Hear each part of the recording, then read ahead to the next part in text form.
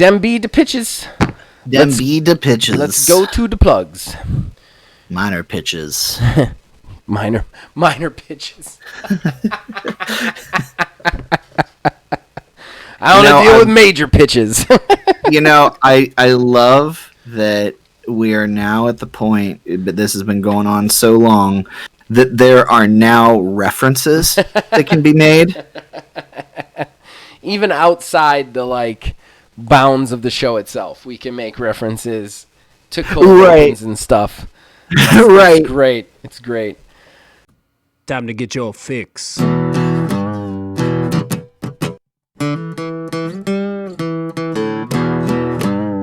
It's a horrible gaming podcast. It's not good, it's not great. Horrible gaming podcast. It's not even what you would call fair. It's really not that good.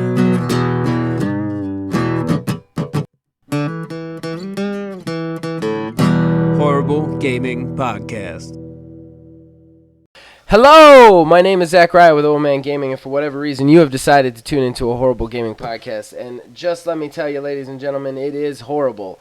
With me, I am never alone. With me is Neil, a.k.a. Tiny Wizard, quite literally back again once again. Yeah. Phil is going to come for you now. I know that's copyrighted. I know that's trademarked. Anything Phil says is copyrighted. Phil, if you want, I'll send you $5. But I feel it was appropriate given the situation. You want to pull the curtain back on the shenanigans? Yeah. Oh yeah. I'm gonna. Basically, what happened was we recorded an entire episode of the podcast. This is also the explanation of why the audio is a day late. We recorded an entire episode of the podcast, and by recorded, I mean I forgot to turn on one of the elements. The way I record these is through OBS on my PC, which means I have to set up each individual element beforehand, and that usually actually works a lot better than previous ways we've recorded. But unfortunately, a lot of times I have to turn off the element that records Neil in the podcast for streaming and Let's Plays and stuff like that. So I had it off and forgot to turn it on, which means we recorded all of my audio, none of Neil's. So it would have sounded really, really weird, I think. Yeah, just a bit.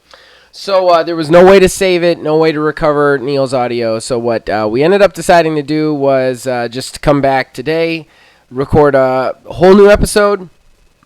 Hopefully we do it with as much fervor, and we had a good episode, guys. You're just gonna have to believe us on that one. It was really good. It was so good. I described myself last night as very sassy, but it's gone now, and who knows what Tiny Wizard you're getting this evening. So before we get into it, for the second time around, we've got credits, and that is, if you're watching this on YouTube, behind your fancy timestamps, you're seeing fancy pictures. And those fancy pictures, if they are original and not stock, are provided by Mark Bell. We thank him for that. And of course, the theme song that you heard here and all the theme songs you hear on the channel are provided by my brother, the man who makes the music, Nick Van Sliders.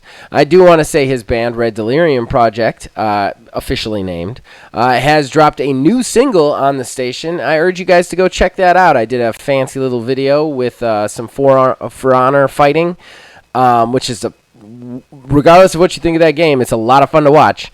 And his new single for the upcoming album. It'll be a while before it comes out, or before any more tracks come out, but it's up on the channel, so I urge you guys to check that out. Horrible Gaming Podcast. That brings us to the first segment, possibly our favorite segment. That's called Fan Traction. That's where us, the co-hosts, talk to you guys, the fans. We read the fans from all the certain places that we can find them. The YouTube, Discord, Facebook, wherever you guys comment to us, we try and read those comments out and respond to them here on the show. We also use your comments to Decide the horrible arena, but I gotta say, Neil, it looks like we're gonna tie because nobody else gave us a vote. So Phil voted for me live last week. In a row. Yeah, 3 weeks in a row. Kev voted for you. So we are deadlocked in another tie, and as we have both already talked about, neither one of us feel very confident about our pitches this week. Yeah, I mean, I don't know. Since we did it before, I kind of felt a little bit better about it. Yeah, I gotta say, after we pitched them, I was like, man, those are actually pretty good. Like, we were really nervous about them last time, but I feel like now that we're doing them a second time, it's like, okay, we got to workshop it. We get to workshop it the first time. So as far as comments, first we had Seatown Avenger saying, it's Elite Dangerous, not Eve, and it is the Fuel Rats. And, this is going to be repetitive, but I'm going to tell this story again there, Neil, if that's all right with you. Oh, yeah, go ahead. It's a good one. So he is responding to me and Phil were talking about just good and bad communities in, like, games with that sort of thing, He was pointing out the bounty hunters stalking a Jedi and Old Republic, and I was pointing out the fuel rats. I misspoke and called the game Eve when, in fact, it was Elite Dangerous, which is kind of more like almost like a No Man's Sky without the walking around on planets. But Elite Dangerous is actually a one-for-one creation of the Milky Way galaxy, where you get a ship, and you can do all sorts of stuff. You can do combat missions, you can do mining missions, there's all sorts of stuff you can do, but there's a lot of just, like, PC role-playing going on, and the Fuel Rats are this, like, group of PC people who started this because you can run out of fuel in the middle of nowhere, and basically you have to blow yourself up and start completely from scratch if you do that. And it's a real bummer because there's just so much distance in this game. So what the Fuel Rats do is they're a PC group that hoard their fuel, and then they wait for calls to come in, and then they go out and they save people from getting stranded in space, basically, which is really cool. It's a really cool thing, and the community loves them. Well, in fairness, there are some bad stuff in this, and this story came out, Sean, kudos to you for showing it to me. They actually found this group that were forcing newbie players into slave labor. Basically what they would do is there's a few types of ships in the game, but one of them is the fleet carrier, which is this massive ship that can attach smaller ships to. And it can go for huge distances in light speed, way more than the smaller ships can. So basically what they would do is they would patrol around for newer players. Once they found them, they would try and make a deal with them saying, hey, use our fleet ship. We'll fly you out to this area where you can mine one of the most important items in the game, the most valuable items in the game. And then we'll just split the cost. What they would do then is once the ship's attached, they would fly out to this place and then basically say, there's no way for you to get back. So you either lose all your progress or you mine these things for us, you sell them for pennies on the dollar, and then we maybe take you back. Like, that's what they were doing. So they were basically creating these slave labor communities, basically. To the point where these this other PC-run group that saves people from weird scenarios called the Hull Seals had to get involved, which just really interesting stuff. Yeah, and like I had said before, not that any of you know this, but I really like that sort of stuff in games. It's like Fallout 76 had something that was like close-ish to it, to where people would be like, oh, well, I'm a merchant, whatever. But it didn't rise to the level of actually role-playing in a world. That right there that you had just mentioned, that is what I would consider to be role-playing in the game. Right. And honestly, if that was a wider implementation in like MMOs and games of service and stuff like that, I'd be way more on board with them than I am. Right. I think that, like, one of the things about this game too that keeps it in some ways, I don't want to say honest because this isn't honest, but is that there is permadeath in this game. Not really permadeath, like you don't lose your character, but if you blow up, you don't you don't get to like respawn with the stuff you had or even the ship you had. Like you literally have to start from scratch, whatever you're at. So like there are real consequences in it to make it kind of interesting. And I don't know, there is stuff like that that's just very interesting with the MMOs. You have to have the right systems in place. You know, obviously, the Old Republic does not have a good system to promote the role-playing for these 20 bounty hunters that would gang up on this Jedi just to get clout. You know, that's not... Mm-hmm. You're not being rewarded for role-playing the character you chose to make, so that's kind of one of the less good things about it. You know what I mean? Right. I think it's really, you have to be really smart about how you implement the playing, the systems, you know? Yeah. Okay. So Kev Tutal then said, Call of Duty is a different bird. A few years ago, they had 3 studios rotating release, so they got 3 full years in development. Now, he is referring to the fact that we discussed that Call of Duty has announced that they will have an annualized title this year, even though they just released Cold War, and even with the COVID stuff going on, that they are going to have another title for us somewhere in the fall. And Kev, I just want to say this, man. They did, and that was their strategy back in the day. Even that didn't really work that well, though. They still put out a couple of crappy games, and on top of that, they're down to 2 studios, and most of the campaigns they have to like independent contract out to people now. And I feel like you're in an area with diminishing returns. I think annualized franchising is just dumb in this day and age. I don't think anybody should do it. You get blowout too fast. You get too far behind. You end up with a WWE 2K20 or an Assassin's Creed Unity every time. I mean, I think the annualization appeals to a certain kind of gamer. I'll tell you, that's definitely not me. I don't like annualized series at all for the reasons that you just described. Right.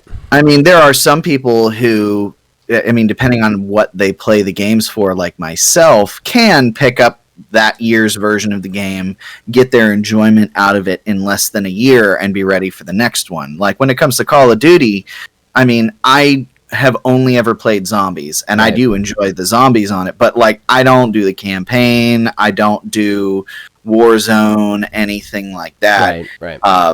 So I mean, that would be something for me, you know, an annualized franchise in that regard. But again, like you had said, it's a quality thing.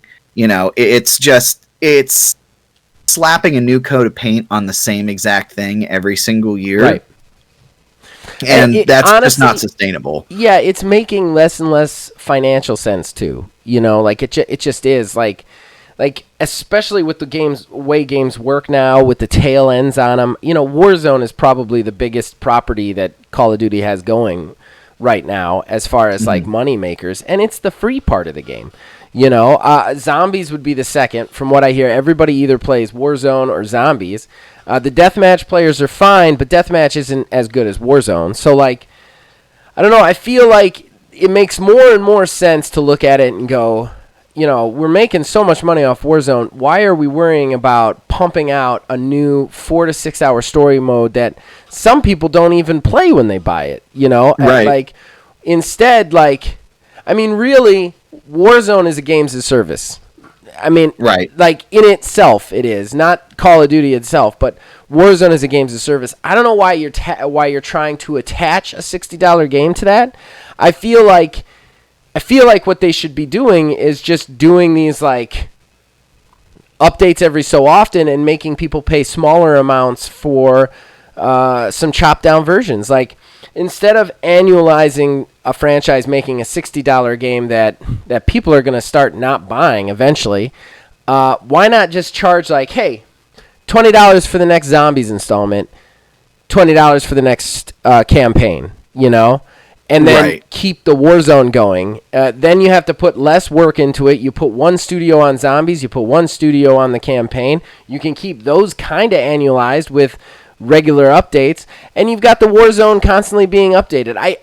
I feel like that's a way smarter way to do it than to constantly keep trying to pump out this whole new iteration of the deathmatch and stuff, you know? Yeah, and I believe that would also appeal to Activision's desire for money. Right. Right. I mean, the same thing with deathmatch. Just make the deathmatch. Hell, do the deathmatch as not part of. Just make it part of Warzone. Make it part of that, and then monetize all the shit behind it, just like they do with Warzone. And like, not even trying to insult them right now. Like, I don't understand why that's not a more cost-effective way to do it than trying to pump out this big release every year. You know.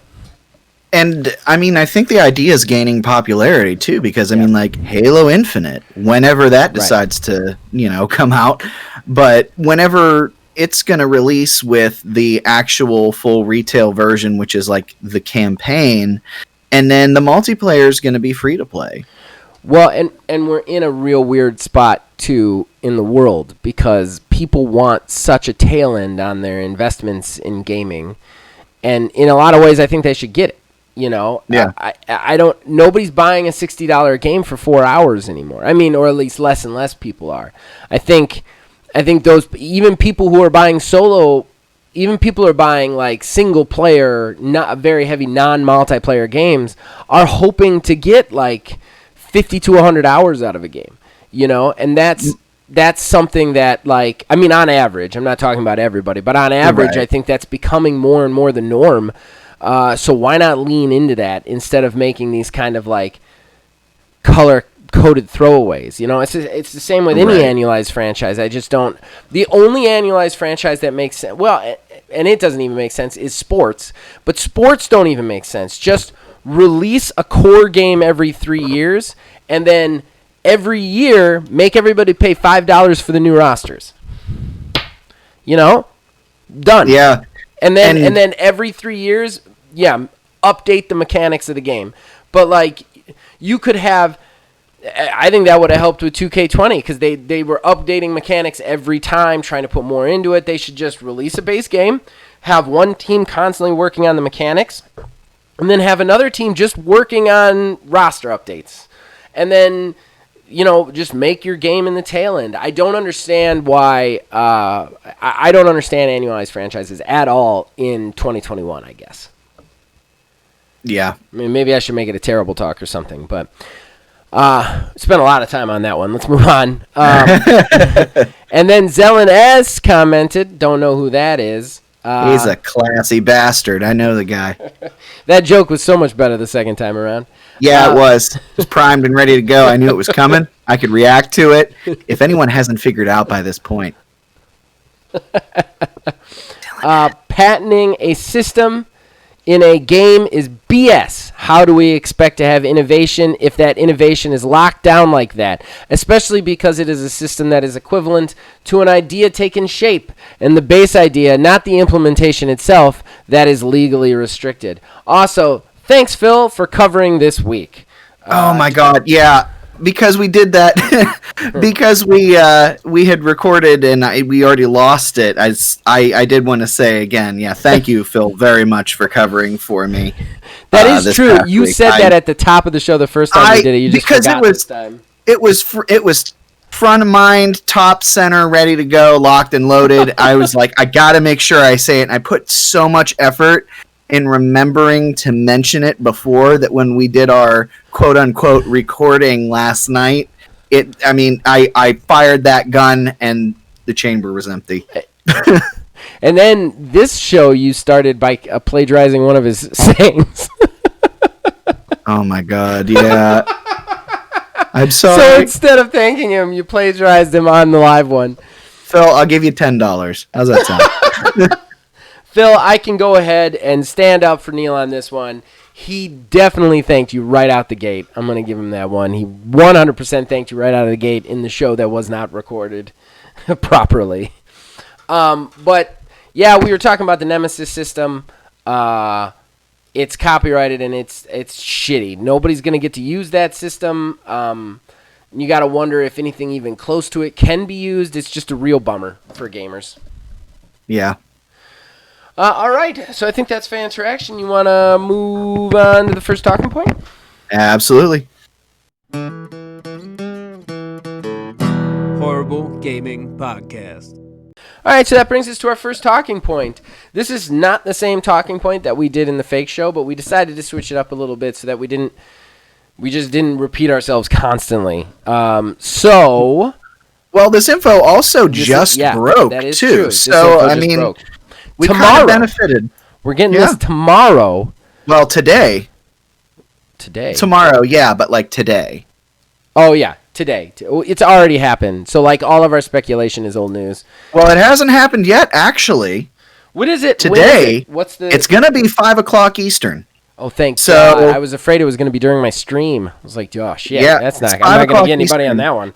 So I am going to miss it live, unfortunately. Oh. But yeah, we have our first Nintendo Direct in almost a year, and I just kind of have to full Nintendo Direct. We've had a ton of mini Nintendo Direct. Yeah. Well, I do want to kind of take a little bit of a lead on this too, because I had actually had an odd and end that we recorded in the fake show. Before you get super started, my wife is going out to dinner with a friend tomorrow. I will be watching this live. Oh yeah. Yeah. I'll be messaging you non-spoilers, like, this is really cool. Wait for this thing. I just gotta say, I love, because this has happened a couple times between us, that we can so there's stuff and there's things, and you're gonna like this. This is dumb. This is not dumb. Right. I can temper my expectations based off of that. Right. The Mario one was the last one I think one of us was doing, and the other one wasn't. Yeah. That was probably the last good Direct. That was. Yeah, I believe that was. The last was that the last Direct or mini Direct? I can't remember. I think that might have been a mini Direct. I think it might be a mini Direct too. Yeah. I honestly can't remember. Well, I mean, there's been such a lack of Nintendo information, and that actually brings me back to my odd end, because Nintendo did have an investor call where they had said that they want to move away from announcing stuff way too early. Right. They are looking at announcing things within a few months of them actually coming out. Right. And that's going to line up with, from what we understand, this Direct is going to have stuff that is going to be in the first half of 2021. And I did have one gripe about how they're doing things, and I hate to complain about this. I hate to complain about this again. But, we're seeing the complete opposite end of the spectrum now. Okay. We go from some developers announcing games years and years and years and years and years before we're ever going to see them. And then we have Nintendo, who will do a Paper Mario drop sort of deal, to where we announce it and in 2 or 3 months it's coming out.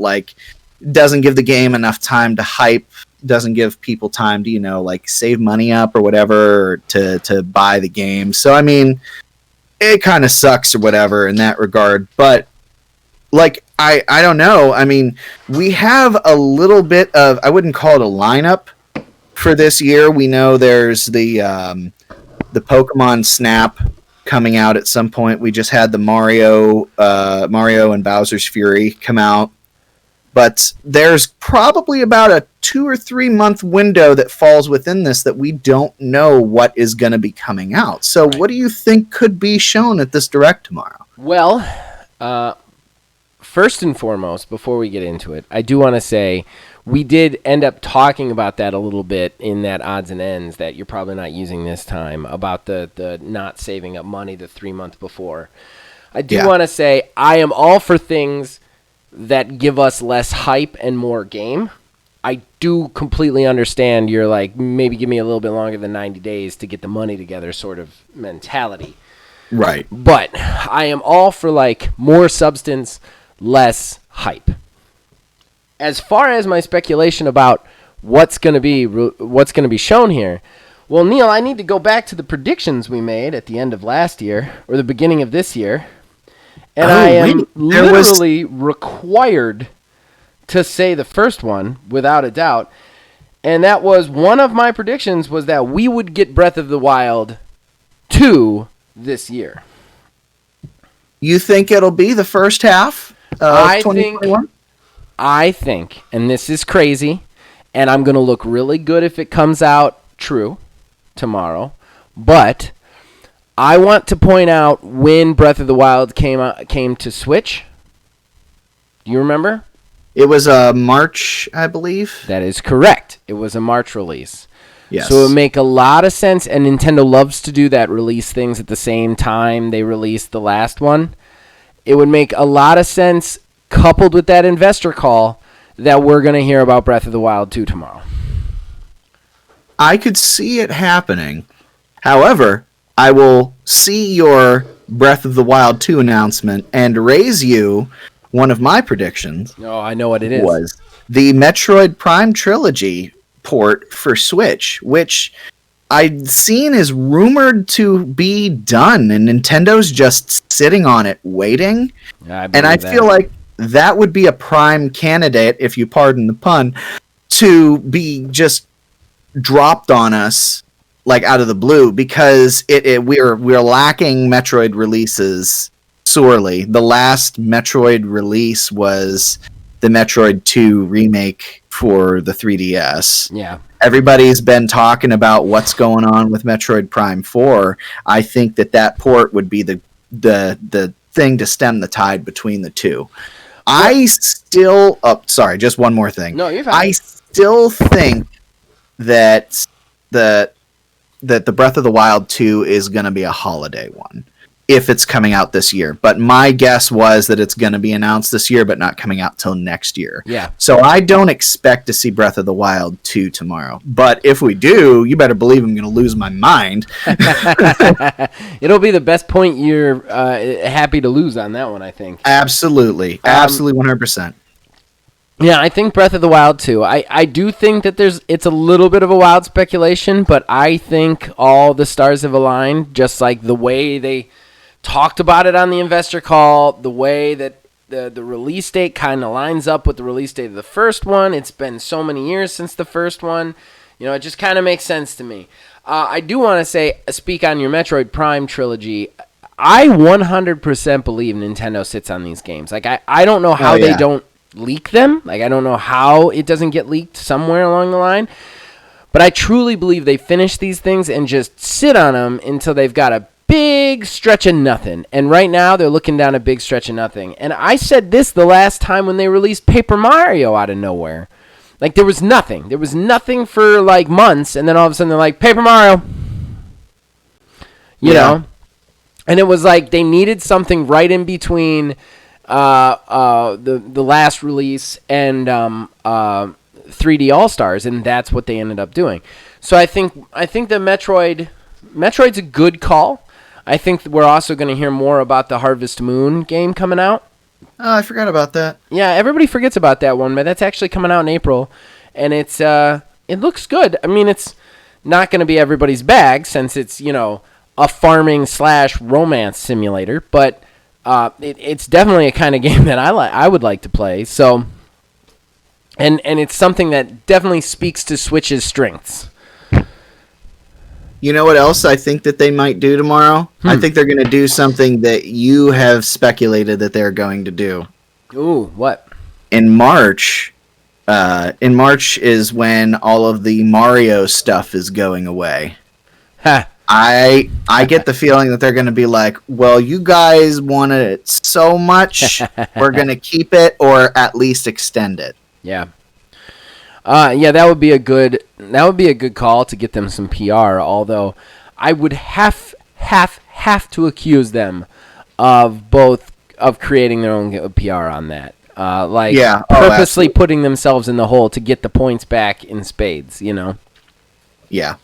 And I would kind of feel like that is a little bit of a false thing. Like, those things shouldn't be going away anyway, just period. Like, especially if nothing else, 3D All-Stars shouldn't be going away. Like, that just makes no sense to me. Yeah, I mean, honestly, though, all told, that wasn't the best port collection out there. No, definitely not. But, like, to not even be able to get it on the digital storefront after March, it's a little ridiculous. Well, I gotta tell you, Nintendo loves doing those weird sort of things as well, because this is a little bit anecdotal and actually happened kind of yesterday. I've been kind of on a Metroid kick lately anyways, and I've been purposely holding off on playing the Prime games again, just in case this collection comes out. But I finished Super Metroid the other day, and I wanted to go straight into Metroid Fusion. And I wanted to see if it was on the 3DS eShop. Well, you go onto the 3DS eShop, which apparently still functions. Surprise. Yeah, I didn't know that either. I went through and started looking at what they had, and they had a trailer for Metroid Fusion, but no ability to download it. And I thought that was really weird. I did a little bit of Googling, and Metroid Fusion on the 3DS was only offered for those who bought the 3DS before they took the price cut on it when it was first released. What? Yeah. So it was the port made existing for the Virtual Console on the 3DS, but was only offered by Nintendo to people who were affected by this. That's so to go to your point of it'd be weird them removing it from the eShop, the storefront, nah. That's Nintendo's bag right there. Well, it's just my thing is though. Yeah, it is. It's just it's ridiculous. Like, yeah, it's 2 dumb. days Yeah, ago, it's dumb. right? 2 days ago, I bought Super Mario Wii U Deluxe, which includes both of the Mario Wii U's, which are like what, 10 years old, like something like that. Yeah, why are those on the fucking eShop? And you're gonna ditch a collection that just came out 6 months ago? Like that just doesn't make sense to me, you know? Because Nintendo. Yeah, because Nintendo, and that's just not like if that's your bag, if you're gonna do it like Disney and have a vault, then I shouldn't be able to get the deluxe one. That's for sure. Like I shouldn't be able to get fucking anything, you know. It's just it's very strange. And the Mario 35 is a free to play game. I don't understand what they gain from getting rid of support for that. Right. Well, if it is like Disney and they have a vault, I want that stuff to start coming out. They've vaulted a lot of stuff, and I want that stuff to come out. And I think it's kind of done that in the format of the Nintendo Online, like the Super Nintendo and NES games available on the Nintendo Online, combined with the classic systems. Like, I get that. But at the same time, to put the work into porting these games over to the Switch, or like you said, even making a free-to-play game, I mean, it's done. It's there. I mean, I can't imagine that the servers are being overrun to the point that they would, benefit from shutting that game down. Right. It's just odd. Yeah. Yeah, I don't get it. I really don't get it. Any other speculation on what this Nintendo Direct could be? The only other thing that I can think of that's going to be there that we haven't talked about yet, which really I've not played the games, but No More Heroes 3 is probably going to be there.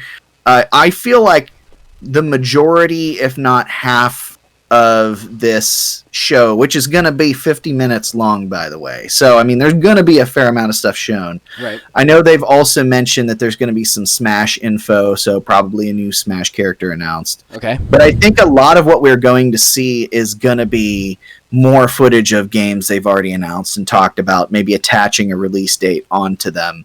And the only things that I can think of that they would be like new announcements would be, as we've already said, the Breath of the Wild 2 and the Metroid collection. That's the only thing I can fathom them coming up with that's like new. Yeah, yeah. I don't think we're going to be in for any crazy like Switch Pro announcement that they say is not a thing, which is definitely a thing because, companies lie to us. But yeah, I don't... While this is the first one in a while, like first major one in a while, I still am not expecting the sky from this. Okay, so we've talked about everything we think is going to be there.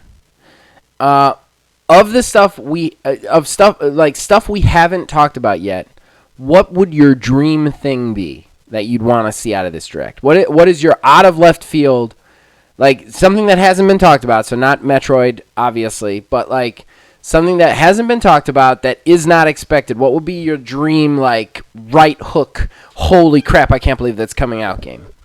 You know, I don't know if they would want to do this given the information that just came out, but I think if they made the Metroid announcement with the Prime Collection, and at the end of the announcement, like the last 10 seconds, make a little nod to Metroid Prime 4 or something, like a splash screen or something like that, I think that would be an out of left field, because that game's development has been tumultuous, to say the least. Yeah. And I think that would be one that would be very interesting. I mean, they've rebooted it. They rebooted it in 17, 18, something like that. Right. If I remember correctly. So, like, at this point, it's going on a 3-year or so development cycle. Right. I mean, that's starting to fall within the range of time that things, quote unquote, should be coming out, depending. Right. But, I mean, that'd be my choice. What about you? Oh, I got a good one, Neil. Ooh, and I'm not going to lie. It'll eventually be a pitch for Horrible Arena, without a doubt. The game, like the Nintendo franchise that is overdue, absolutely overdue for a new thing that we haven't seen, and a fresh update. Star Fox, man. I want a Star Fox Switch game. I want it to be all the bells and whistles. I want it to be open world. I want you to be able to get out and, like, walk around the mother base, and I want you to pick what missions you go on. I want full, like, Merc side stories. I want it to be just like the Breath of the Wild of Star Fox games. You know what? Now that you brought that up, there's another one that I would like to see. That just, like, flicked a switch. Yeah. Right? F-Zero. Ooh, F-Zero's a good one. F-Zero. If you put a lot into F-Zero, that'd be a good one, too. Oh, I really, like... I'm not a big fan of racing games, except for Mario Kart and F-Zero. Yeah. And I played the crap out of F-Zero on the GameCube, and that has been it's such a dormant franchise at this point. It has been. 2006? Yeah. 2004, 2006, something like that. Same with Star Fox, man. Star Fox, yeah. Unless you include Star Fox 2, which you shouldn't, because it never came out back in the 90s, The last Star Fox game that was a Star Fox game was that stupid Dino World one that was on GameCube. No, they had 2 more after that. No, they didn't. Yeah, what they ones? did. Name them. There's Star Fox Assault, which came out 3 years afterwards. Okay, which is, I wouldn't equate it to what you are saying that you would want, but it's kind of, you can hop out of the vehicles and stuff and run around in this. Yeah. I mean, most of the games could hop out of the vehicles since, like, even 64 had moments where you could hop out of the vehicles. What? Yeah, you hopped into the tank, like you would jump down and run into the tank. And there was actually like a versus mode where you could, like, just play as a person with a bazooka. I don't recall that. Oh, it's in there. Trust me. Me and my brother played the shit out of it. We also played Star Fox 64, like Nintendo 64. I had Star Fox 64 memorized. I probably could still play it, like, start to finish. Oh, I have that for the 3DS. Oh, okay. I had it for the 64, and we played that one. It for the 64. I would plug it in every once in a while just to play it again. And while we're on the subject of crazy announcements for the Direct, I tell you something I'd love to see is a 64 online arcade. That would be nice. Mm-hmm. Oh, yeah, back to the Star Fox real quick, though. They also had Star Fox Zero in 2018, I think it was, for the Wii U. Yeah. Really? Yeah, that's the most recent entry, and it did not fare well. But put somebody good on it to let it really, like, put me on it. Put me on it. I will make you the Star Fox game. Like, just give me a development team and let me tell them what to do, and it will be the best Star Fox game you've ever fucking played in your life. I promise you. But yeah, the Nintendo 64 online service stuff, that would be, man, I'm honestly surprised that hasn't happened yet. I almost feel like it hasn't happened so that they can keep repackaging this shit. Like, we just got the Mario 64 for All-Stars, so they can't put that on a 64 arcade. So, like, it almost makes me feel like, are we going to get some weird Zelda collection in, like, a year?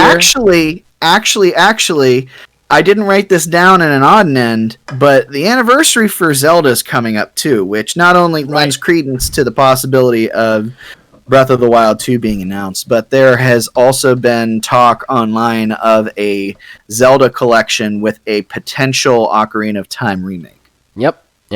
I can't wait to play the Zelda Battle Royale that we get for free. That'd be interesting. Just like 100 of them run in and just start slashing each other. It's Link from the past. I don't know. I hope that every single sword swipe you get the hot. So you have just like 100. Yeah, it's just like you have just like 100 of that happening all at once. That'd be great. That'd be absolutely great. All right, let's move on. Alrighty. Horrible Gaming Podcast. That brings us to our second talking point, and I'm going to use this joke a second time, Neil. Let me just go ahead and get this out of the way. Ugh. Yeah, because we are talking about CDPR again. I cannot escape this frickin' story. Oh, man. I wish the game had been good. If for no other reason, then we wouldn't have to talk about it this much. So CDPR, we're talking about the hack. The Cyberpunk 2077 and Witcher 3's source code was hacked and stolen by an anonymous hacker. Now, we've already done this story before, so we don't have to fight about this, but there are very, close to positive rumors that they have sold this on the dark web for millions of dollars. There is no actual absolute confirmation that they have sold this, but that's the thought process. So, let's get into it, Neil. Yeah, I mean, I don't know. I've already mentioned this, but like I finished the game as in rolling credits, and after everything was all said and done, I still enjoyed it for what it was. But outside of the next gen updates, like there's nothing, or well, DLC too, really, that's probably never going to happen at this point. Right. There's no real reason for me to go back, because just like it did in the beginning, like how the 3 opening choices basically of your backstory affect how you start the game, it eventually funnels you into one end. Right. Of those to one unified starting point.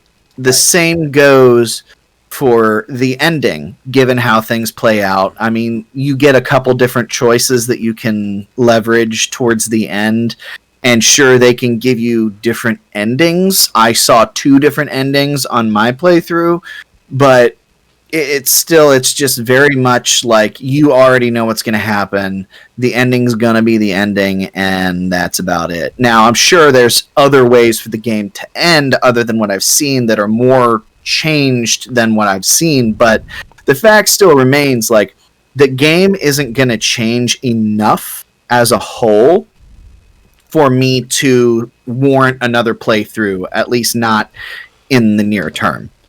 And I think that this game, like, this is just adding insult to injury at this point, given everything that's happened with this company. I mean, it's just been bad on bad on bad on bad on bad. And it doesn't look like it's getting better, anytime soon. Multiple lawsuits, a massive data breach where source code was stolen for Cyberpunk as well as The Witcher and everything like that. Like, CD Projekt Red, at this point, I don't know why they're fighting the lawsuits. I mean, I would just kind of fold, cut your losses, and sell to somebody. Well, the question is how they handle the lawsuits, how they handle. I mean, they make a good amount of money from GOG, so they've got that. Forget that. Yeah, they've got that to supplement. I think I was talking to my wife. She is legally adept, let's put it that way. And she pointed out to me something I didn't even think about, but nobody's going to want to acquire them right now because of the 2 lawsuits, because anybody who acquires them has to deal with the 2 lawsuits. Right. That goes with the company no matter what happens unless that company folds. So there's that to be said. They need to resolve that to be able to sell in the first place. But honestly, I don't know that they're like, yeah, somebody will probably buy them if they resolve the lawsuits just to get their hands on the Witcher properties. But like I don't know. There's just they keep talking about like bringing the game around too, and I don't see how that's gonna work. Right. Yeah, I'm not gonna go so far as to call it a dead game just yet. I mean, but the numbers are really bad. Like, yeah, I wouldn't say it's a dead game yet, but I mean, they've dropped off 80% of their player base. They have a huge refund rate. They're definitely taking their licks. Let's put it that way. And that's something we talked about the first time around that I kind of want to like bring back this time. The first time being the time nobody heard other than us.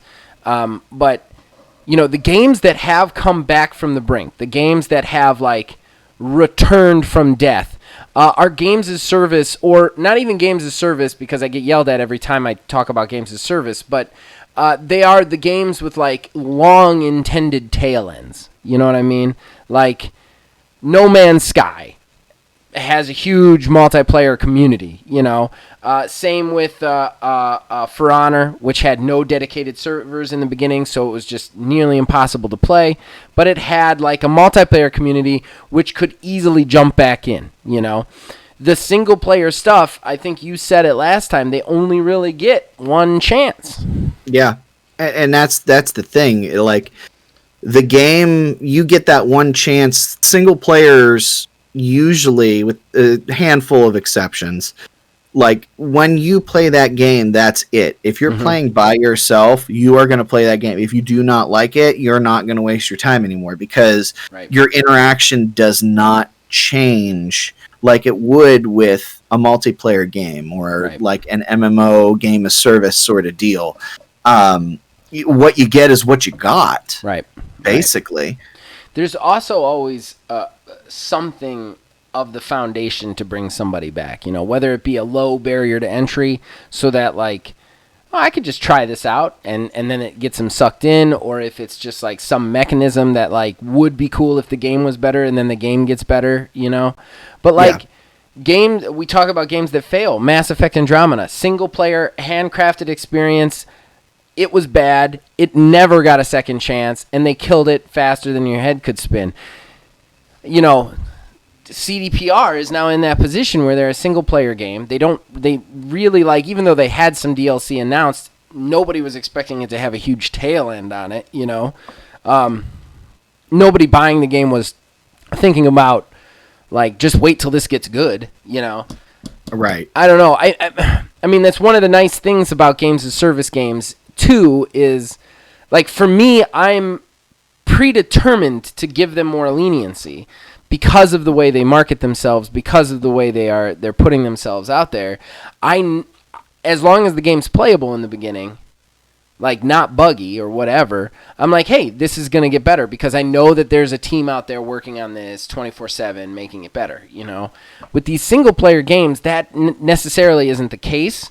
Even if there is a team out there working on it constantly, you're not thinking about that. You're thinking this was done and it's done, Yeah, and that's one thing, like, as much crap as I give, game as service games, like, that is the one thing that I can't deny is, like, that openness, how things change, you can have an entirely different game. Now, No Man's Sky originally started as, like, a single-player game, but eventually it did open up into a multiplayer. And, I mean, maybe there is some faint, tiny glimmer of hope for CD Projekt Red with this multiplayer, but at the same time, like, they are going to be so busy dealing with all these other issues.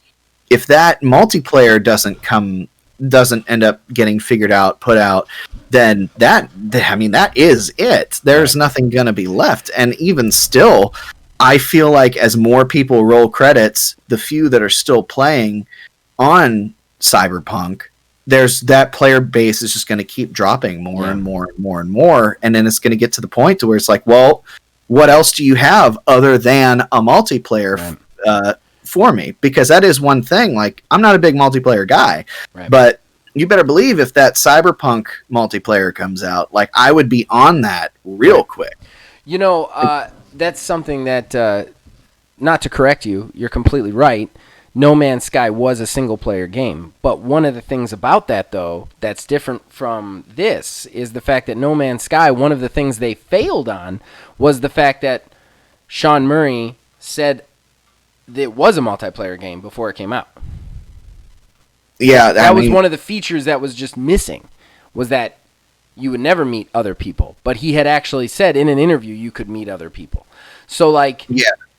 And it was always connected to the internet. So I think that's one of those mindset things. Like just an example, Outriders. It's a game I'm very excited about coming out. Both me and Philbilly are. Outriders has billed themselves. We're not a games as service. However, they're always online. And they're always online and they're always working on just the way they've marketed it is, even though they're not necessarily a games as service, they've really put it in our minds that that this is going to be a game that's just constantly being worked on, you know? And I think that's the difference is CDPR was like, this game can be done when it's done. And then when it was done, it wasn't done. And now people are just done with it, you know? Whereas you put it in their heads that it's a game that's like, there's constantly going to be updates to it. You get a little bit more leeway with it, you know? Yeah, and I almost wonder if they tried to push Cyberpunk out like one of these games as service that it's like, well, we can just update it later.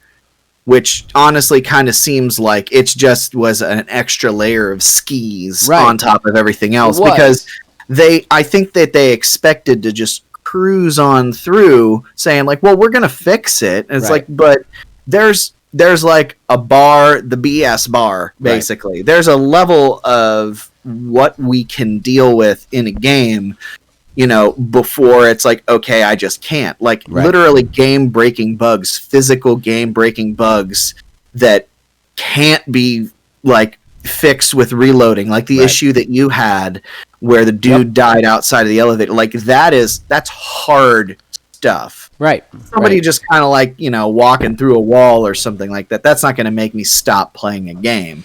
Losing hours of progress is going to make me not play a game anymore. I think there's also there's something about like doing the thing that you're going to say you're going to do and keeping promise that what in this industry? The thing is, okay, here's the thing though. They could have broken those promises if they had done it before the game ever came out. Like, let me throw a scenario at you, okay? Like, this game is super overhyped, whatever. It's coming out in December, whatever. If they had come out like 2 months prior and said, look, this game is really hard to make. We're trying to put everything into it that you want, but it's going to take us more time, so we're going to sell it to you for $40 with the promise that we're going to continue to update it. I mean, you would have gotten all those sales, no one would be mad, and everybody would still be around for the next thing because you'd get that leeway. You'd get that, like, oh, they're going to work on it. They're going to add everything we want. Like, you look at, like, Grounded, okay? Love or hate Grounded, it is very powerful, very popular and very successful, okay? And it's been broken 90% of its life cycle. And the reason that people are so okay with that is because Obsidian not once has lied to us about it. They have never told us it was a finished project. They have never told us it wasn't going to have bugs.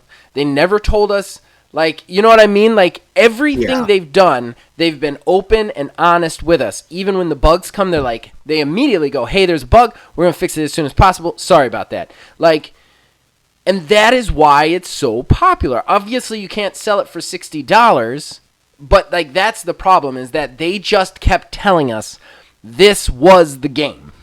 You know? This was perfect. It was perfect. That's why we delayed so many times. If they had shut that hype train down way earlier, they wouldn't be in the position that they're in, because it's not the worst game ever made. It really isn't. I've played it. And if it had been even a tenth of the hype, or had just a tenth less of the bugs, I would still be playing it. But like, just because you lied to everybody so hard about it, that's the problem, you know? Yeah, like, set those expectations, and I think the problem is that companies want to like boost that hype for the money, but they forget that like, if it's not perfect, the fall from that pedestal is really far. Like, instead, just tell everybody the truth, and the people who want your game are going to buy it anyway, you know? Well, to play off of what you just said too, sure.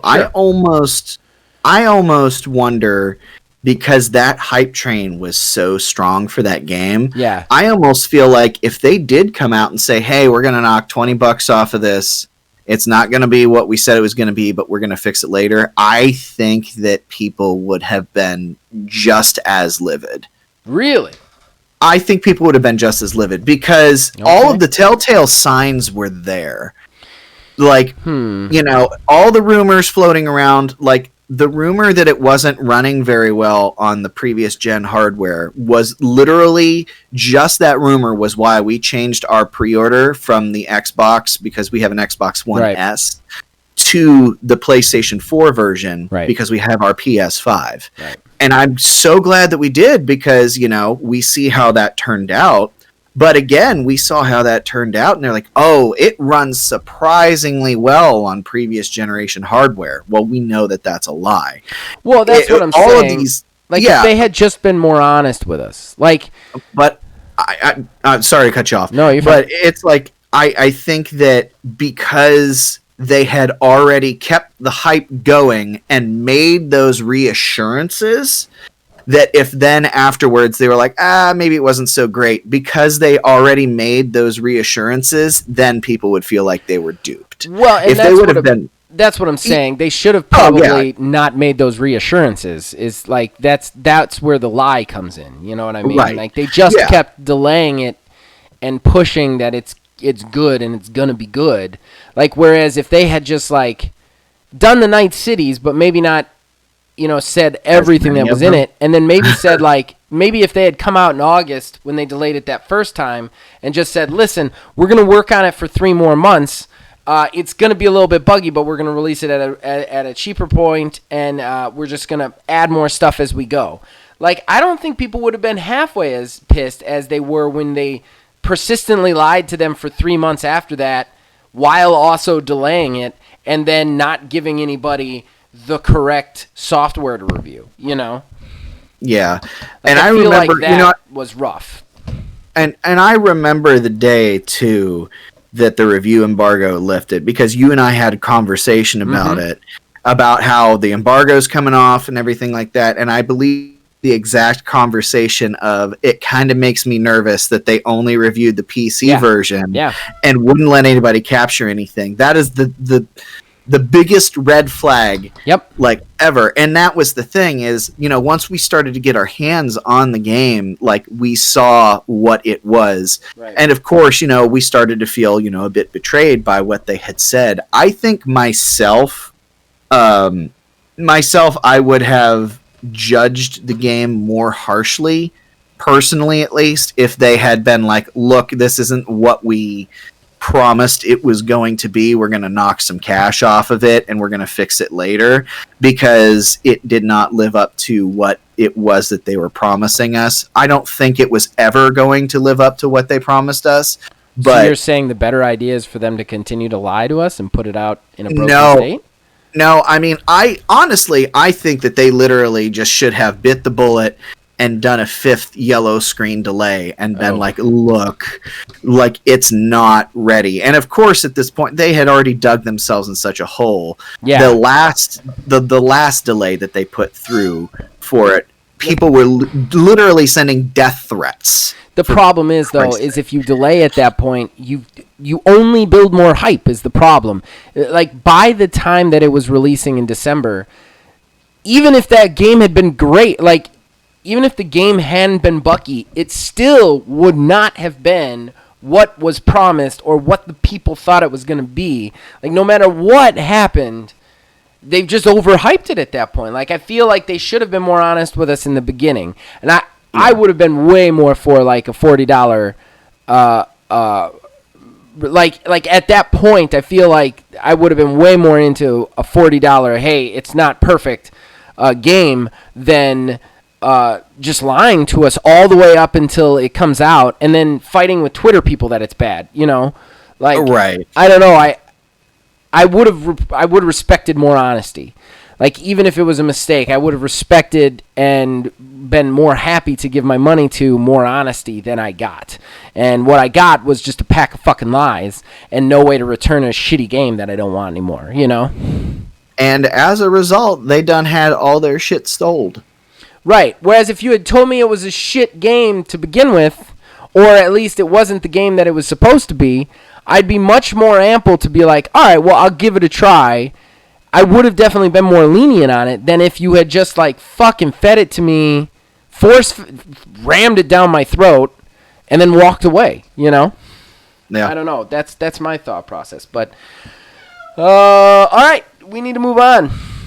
Yeah, I think we're done talking about Cyberpunk this week. Yeah. Stay tuned for the next God, I hope not. Shit fest. I hope not. I hope not. Chronicles and CDPR. Horrible Gaming Podcast. All right, so that brings us to Odds and Ends. This is a segment in which we collect news stories that aren't necessarily big enough for talking points, but we want to mention them to you anyway. Obviously, we did a bunch last time. We deleted them out of our phones. Then we realized the footage wasn't there, so we're probably not going to be doing those. Those are lost into the void of Zach's stupidity. But I only have one, so Neil, why don't you kick us off, because somehow you have 3 in 24 hours. Well, the PS5 scalpers are mad that they have a bad reputation and want people to be nice to them. Yeah. According to an article in Forbes and on some social sites like Reddit, posts from scalpers have been complaining that they're just the middlemen, like grocery stores, buying a product from a supplier to sell them for, quote, a slight profit like any other essential business. We've talked about scalping before, and, you know, at the end of the day... And I have a thought on this, but you go ahead and finish. Like you've said before, I don't know if this was the thought you were going to put forward. Okay. You can't necessarily blame them for taking advantage of the situation, but... You're right. The comparison that they're making, like, they're leaving out a lot of detail. Like... People who buy things from a supplier to resell them aren't using bots to scalp them off of people who have the ability to buy them at MSRP. Right. So, I mean, there's that. And a slight profit. Right. There's no slight profit. Like, these consoles are going for double, sometimes triple and higher the retail price of them. Like, they're mad because people are mad at them. They're trying to justify it any way they can. If you're gonna be a scalper, own up to it and just come deal with what comes. Yeah, you kind of hit the nail on the head. That's where I was gonna go. I mean, look, you're not doing anything illegal. You're doing something You're doing something legal. You're making money. I get it. It's a fast way to make cash. That doesn't mean we have to like you for it. It's the same thing as Ninja saying he's not going to play Fortnite anymore because people are stream sniping him. Well, if you become the most popular streamer in the fucking planet, people are going to stream snipe you. Like if you do something that's morally reprehensible, people aren't going to like you for it. Even if it's legal, like, I don't have to like you. Like, you're still, like, buying up shit, forcing people to pay double, and making sure that people can't get it so that they have to pay double. Like, it's just so frustrating that somebody's like, well, just because we're not doing anything illegal doesn't mean that we should be the bad guys. You're the bad guys.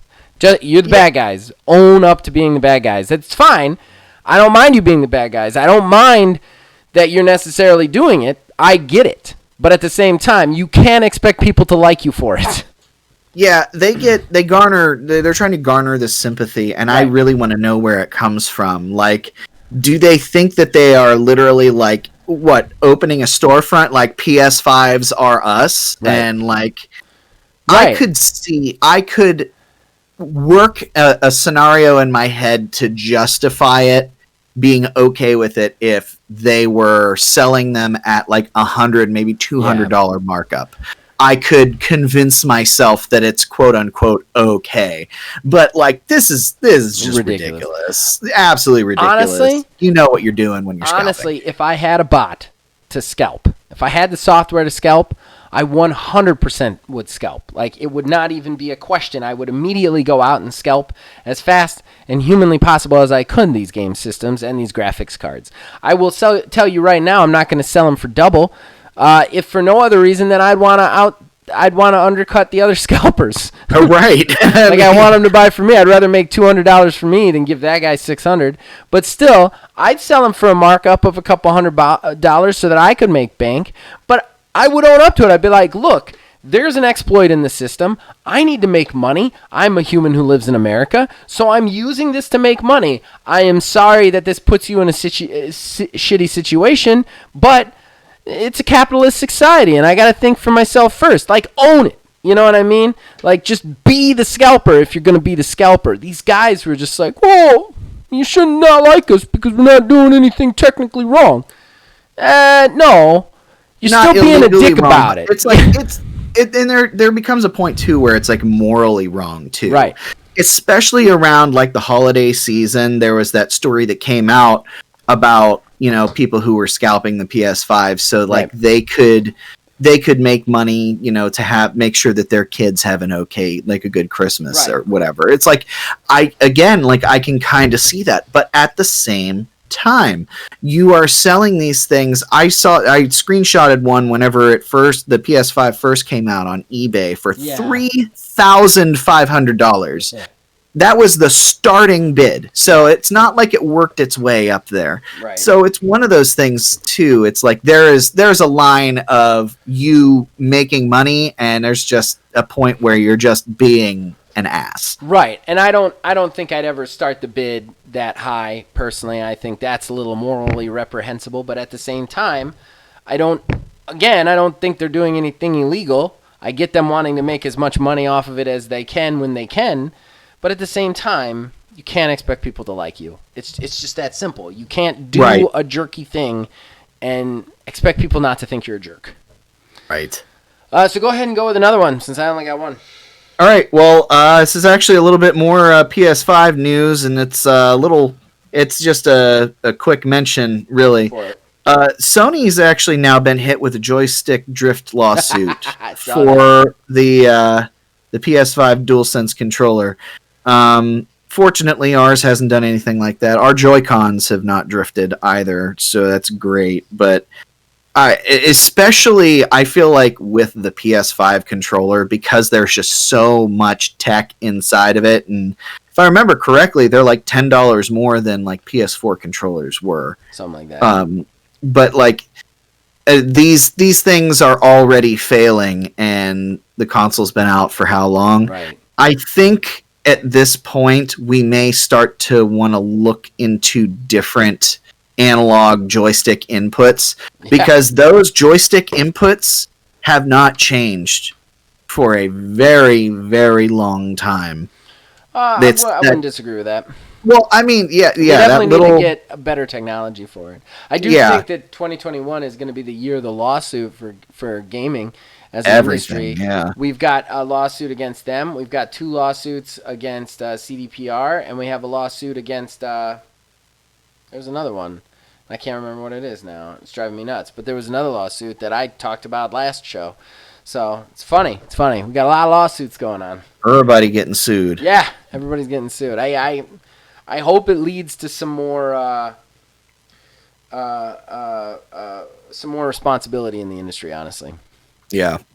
So what do you got?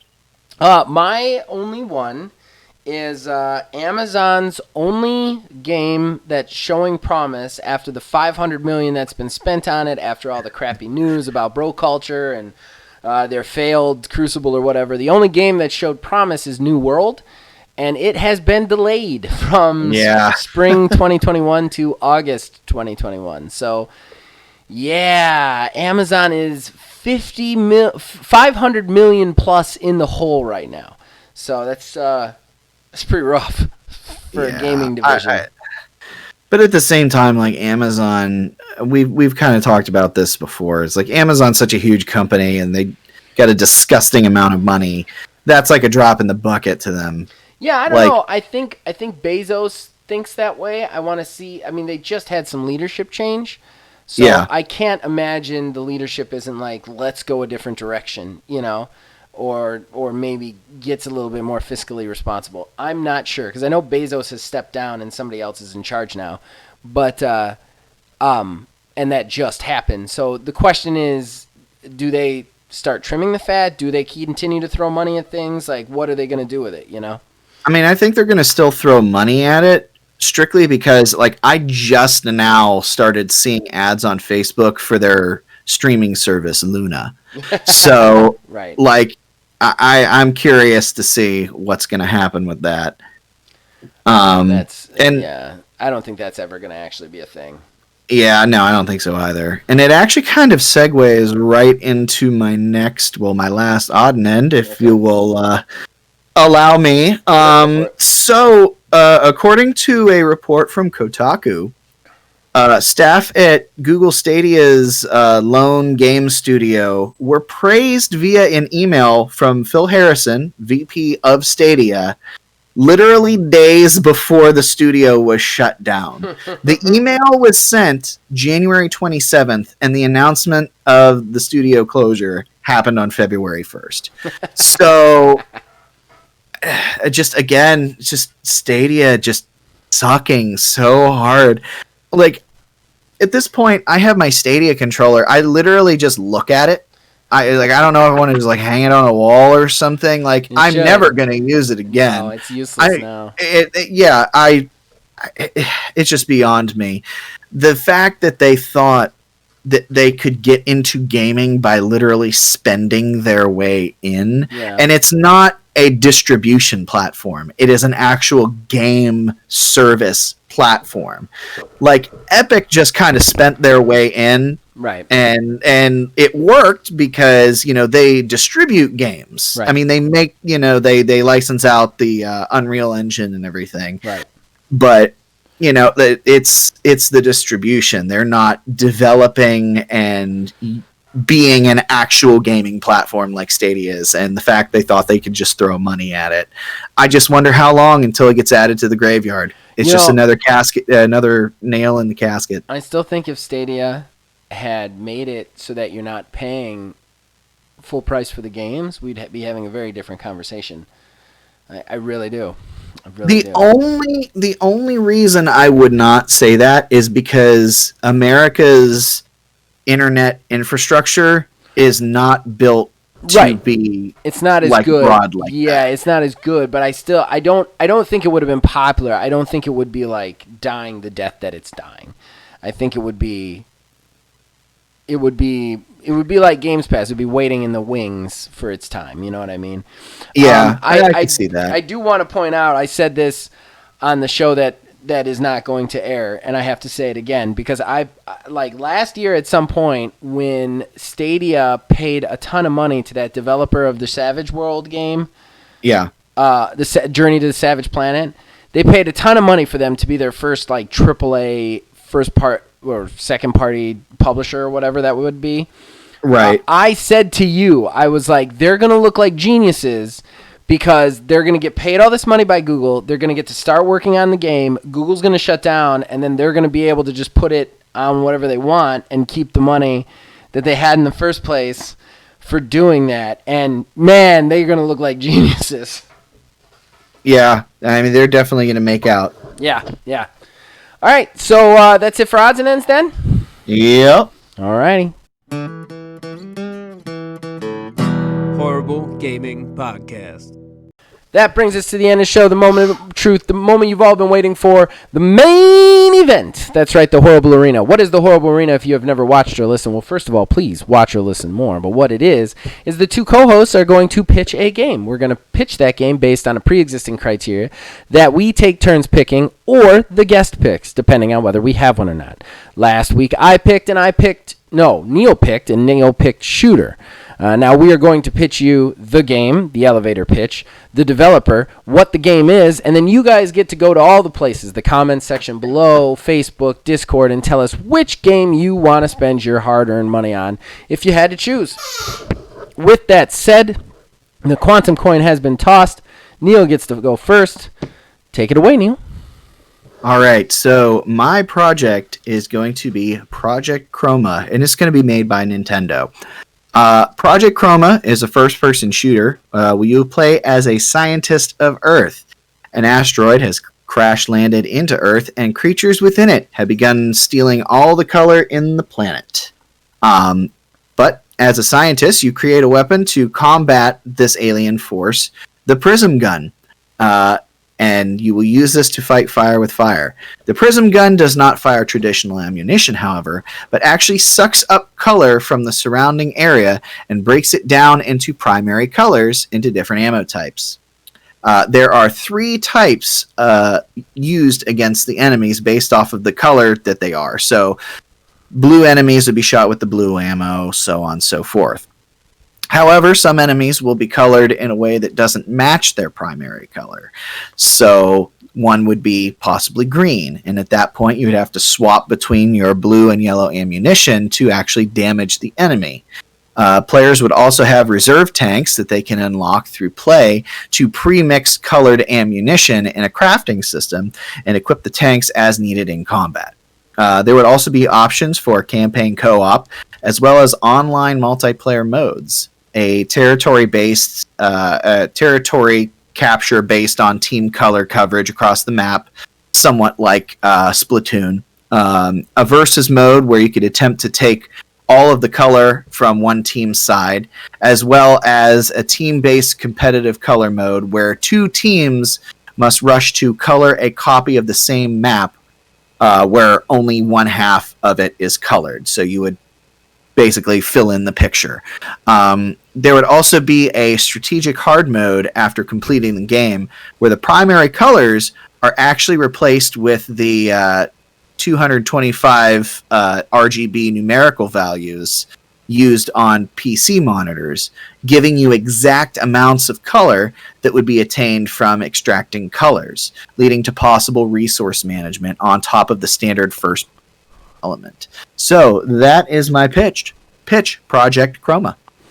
It's a great pitch, man. I said it in the last one. I say it in this one. I think it's a really good, really solid pitch. Plus, you pitched multiplayer, which you very rarely pitch. And I think sometimes that's your biggest downfall, and you pitch multiplayer. So, really good pitch. Thank you.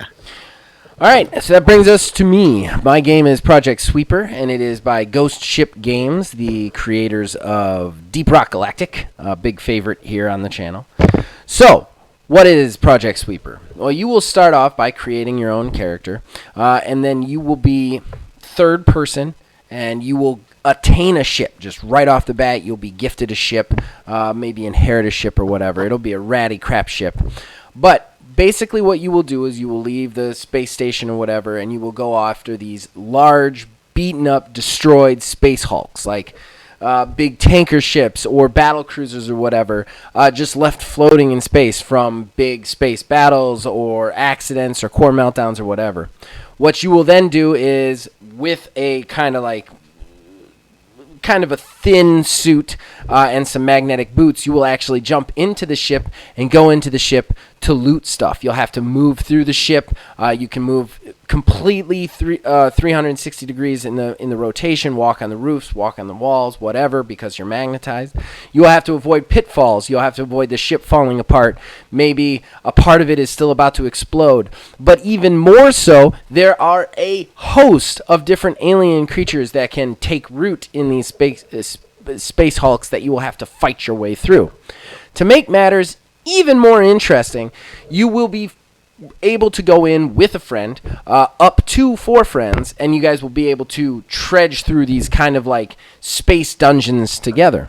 You'll be looking for different pieces of equipment and loot that you can gather from the wreckage to both craft, use, and make better weapons, armor, and equipment, sell for more money to get better ships, whatever, the whole 9 yards. In addition to this, though, even every time your ship procedurally generates, because almost all my pitches have procedural generation, I love it, it is also possible that up to 3 other teams of the same size can also procedurally generate in the same area, launching onto the ship from a different point. Will those people stick with you to fight the alien hordes that fight with you and divvy up the loot? Will they try and kill you for your loot? Will you try and kill them for theirs? Will you not even meet each other in the Hulk and just try and get out? Whatever the cause, it's going to be interesting and fun, and it's going to make that loot grind so cool and fun to do. So that's my pitch, Project Sweeper. It is up against Project Chroma, and you guys will get to vote in all the places we're about to tell you. Horrible Gaming Podcast. All right, so that brings us to the end of the show and the shameless self-promotion that comes with it. Neil, anything you want to promote, buddy?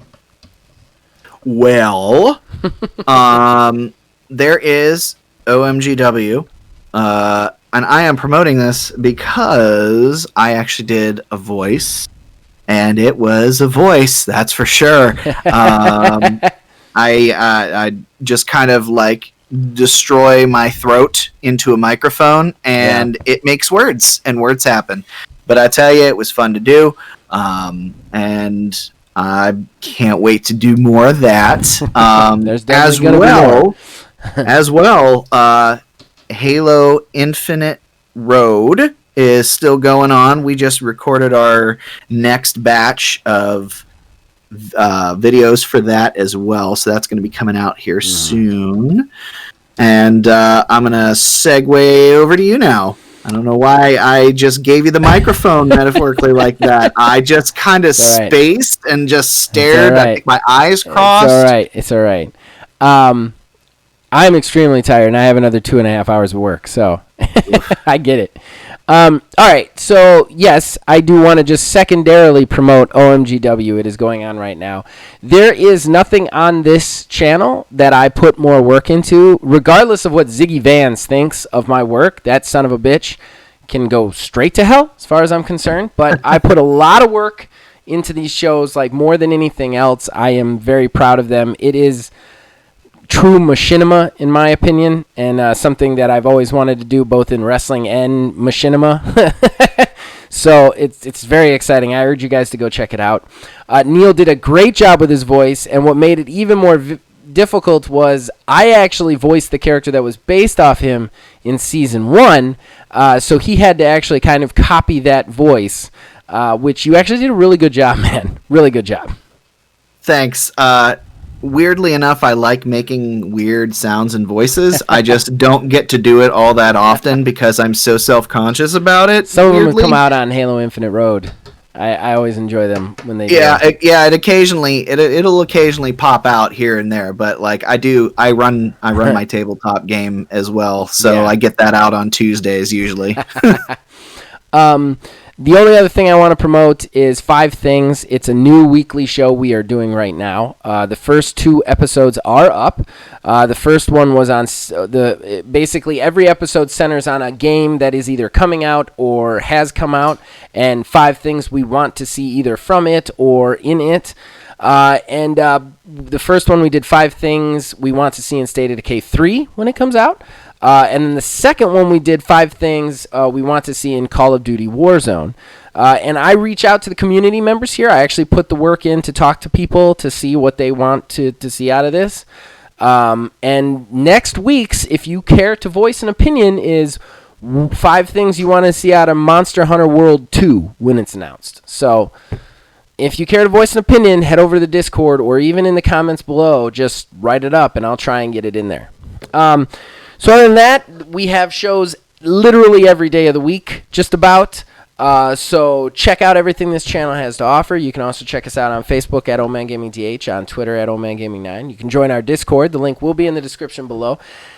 Please click like. Please click subscribe. Please share it. And as long as you guys keep watching and listening, we will endeavor to keep making them. We'll see you guys next week. Oh, shit. You didn't say pause yet. I haven't paused. Is this still real? No, this isn't still real. I haven't been recording. You have got to be kidding me. I haven't been recording. I just totally forgot to hit the record button. I set up the audio, but I forgot to hit the record button. Zach, you're fucking fired. I'm just kidding. Oh. I wanted to keep that going longer as a bonus, but I was like, he's gonna just like disconnect and walk away. I can't lose the co-host. Like, I'll be like messaging you like, come back, I was recording, I swear. I was just messing with you. Oh God. I was gonna tell you, like, look, I can fake it once. I don't know if I can fake it twice in a row. Dude, that would have been diabolical if I made you do the entire fan interaction a third time. You just say whatever. Yeah, okay, right, yep. Oh yeah, I also said this thing 2 times before. Yeah, let's go. Come on.